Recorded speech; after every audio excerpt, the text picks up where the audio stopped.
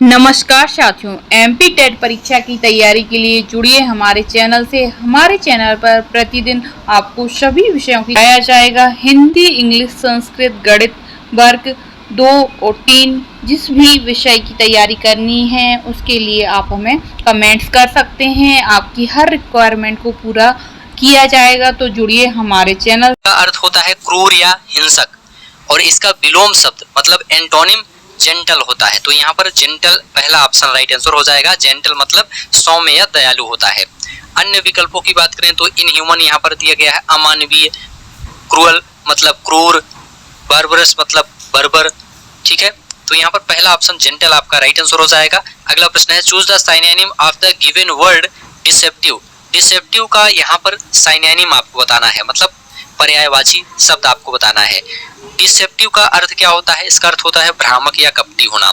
इसका पर्यायवाची या साइनोनिम दोस्तों मिसलीडिंग होता है। क्या होता है? मिसलीडिंग होता है। तो यहाँ पर डी ऑप्शन राइट आंसर हो जाएगा। मिसलीडिंग का मतलब गुमराह करने वाला। अन्य विकल्पों की बात करें तो यहाँ पर ओपाक का मतलब होता है अपारदर्शी।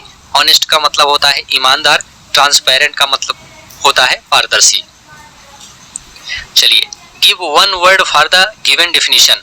One who rights stories and news for a newspaper. वह व्यक्ति जो समाचार पत्र के लिए कहानियां और समाचार लिखता है उसे क्या कहा जाता है? तो उसे दोस्तों करेस्पॉन्डेंट कहा जाता है। यहाँ पर डी ऑप्शन राइट आंसर हो जाएगा। संवाददाता कहा जाता है। जो व्यक्ति या वह व्यक्ति जो समाचार पत्र के लिए कहानियां और समाचार लिखता है उसे करेस्पॉन्डेंट या संवाददाता कहते हैं।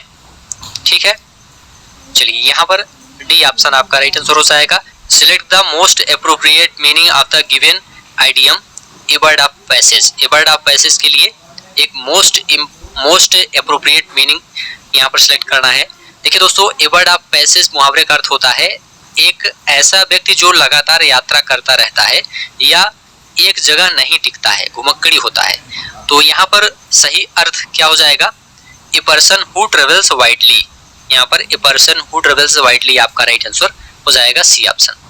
चलिए नेक्स्ट है, choose the correct adjective of the following noun. Advice का करेक्ट एडजेक्टिव यहाँ पर चुनना है। तो यहाँ पर क्या हो जाएगा? यहाँ पर आपका राइट आंसर हो जाएगा एडवाइजेबल। एडवाइजेबल आपका पहला ऑप्शन राइट आंसर हो जाएगा। एडवाइस एक नाउन है, मतलब संज्ञा है, जिसका एडजेक्टिव विशेषण रूप एडवाइजेबल होता है, मतलब सलाह के योग्य होता है। Complete the following sentence by choosing the appropriate forms of verbs. Will U A car if you any money. खाली स्थान में क्या भरा जाएगा? इसका हिंदी अर्थ क्या होगा? Will U A car if you any money. तो देखिए दोस्तों, यहाँ पर आपका राइट आंसर हो जाएगा will you by A car. यहाँ पर क्या हो जाएगा? By A car if you don't have any money. यहाँ पर आगे डोंट हैव हो जाएगा। तो यहाँ पर बाई और don't have, C option right answer हो जाएगा। क्या आप कार खरीदेंगे यदि आपके पास पैसे नहीं होंगे?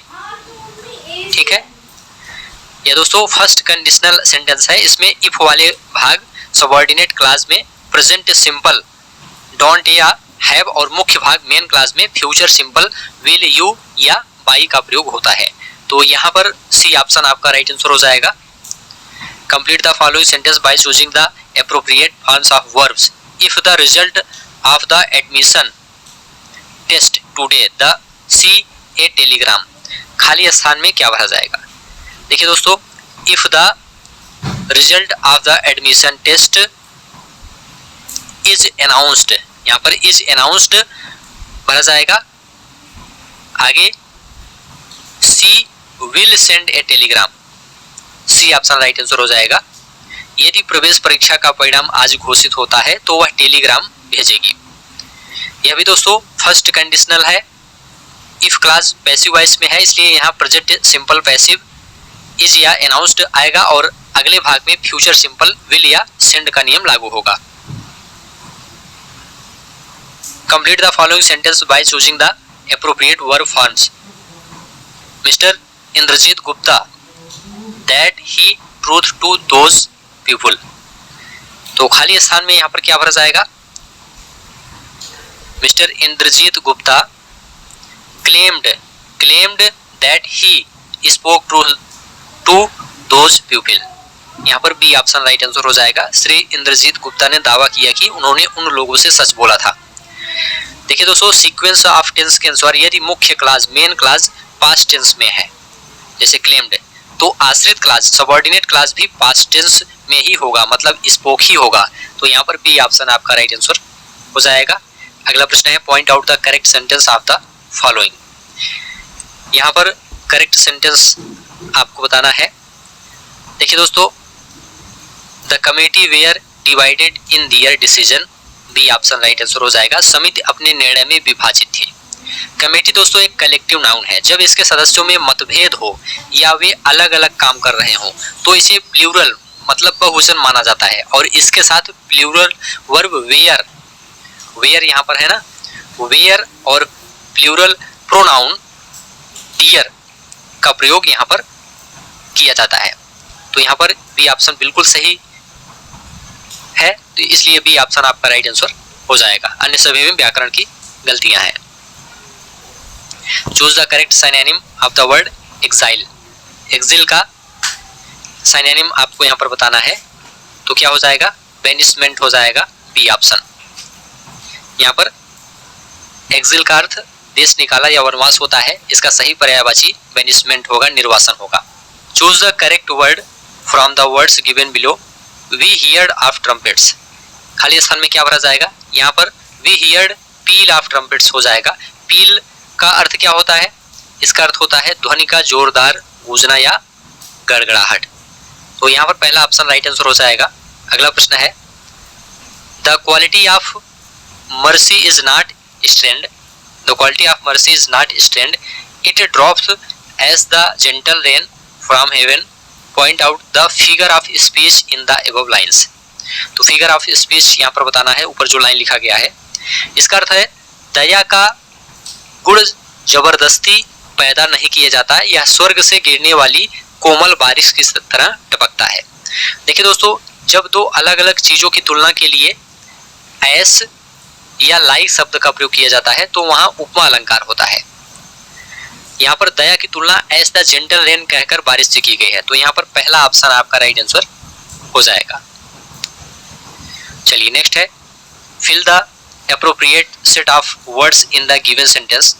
The burial of my daughter will be on 10th December।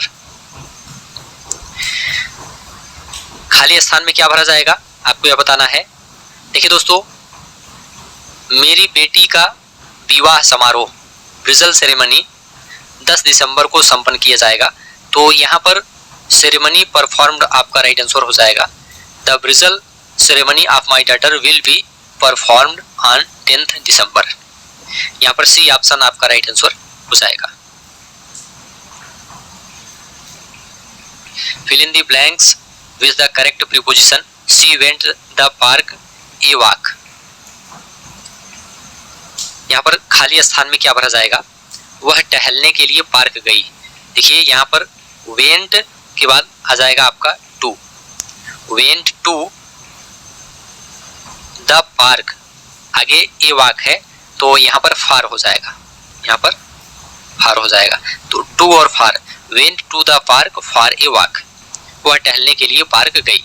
देखिए, किसी स्थान की ओर गति या दिशा दर्शाने के लिए टू और उद्देश्य बताने के लिए फार प्रीपोजिशन का प्रयोग होता है, इसे आप लोग याद रखिएगा। तो डी ऑप्शन राइट आंसर हो जाएगा। Name the poet who wrote the poem stopping by the words on a snowy evening.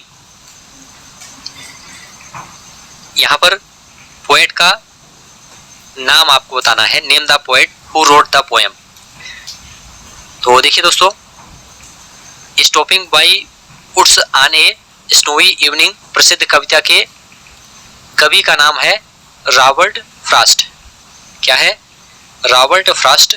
तो यहाँ पर सी ऑप्शन आपका राइट आंसर हो जाएगा। Vocabulary can be taught by using the following technique. शब्दावली को निम्नलिखित में से किस तकनीक का उपयोग करके पढ़ाया जा सकता है? तो uses direct synonym all of these आपका राइट आंसर हो जाएगा। भाषा शिक्षण में नए शब्दों को सिखाने के लिए यूजेस मतलब वाक्य में प्रयोग, डायरेक्ट मेथड मतलब सीधे वस्तु या चित्र दिखाकर, और साइनोनिम मतलब पर्यायवाची शब्दों द्वारा, इन सभी तकनीकों का उपयोग करके आप पढ़ा सकते हैं। तो यहाँ पर डी ऑप्शन राइट आंसर हो जाएगा।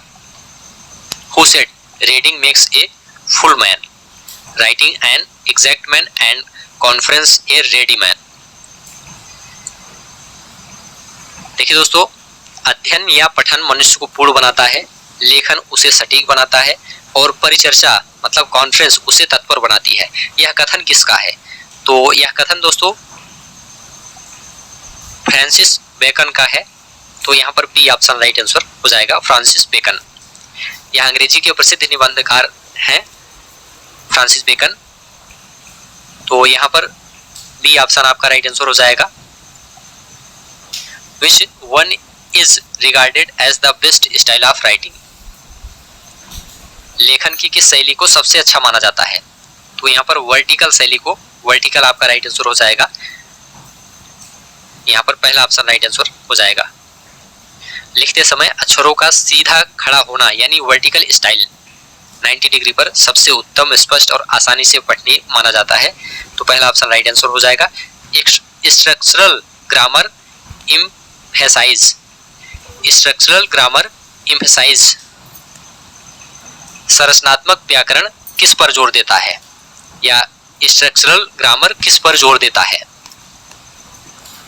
तो देखिए दोस्तों, यह स्ट्रक्चर ऑफ सेंटेंस पर जोर देता है। सी ऑप्शन राइट आंसर हो जाएगा। जैसा कि नाम से ही स्पष्ट है, स्ट्रक्चरल ग्रामर भाषा के व्यवहारिक और व्यवस्थित ढांचे यानी वाक्यों की बनावट या संरचना पर सबसे अधिक ध्यान केंद्रित करता है। तो सी ऑप्शन आपका राइट आंसर हो जाएगा। Which method is based on the theory from example to generalisation? कौन सी शिक्षण विधि उदाहरण से सामान्यीकरण की ओर के सिद्धांत पर आधारित है? तो देखिए यहाँ पर इंडक्टिव मेथड आपका राइट आंसर हो जाएगा, बी ऑप्शन।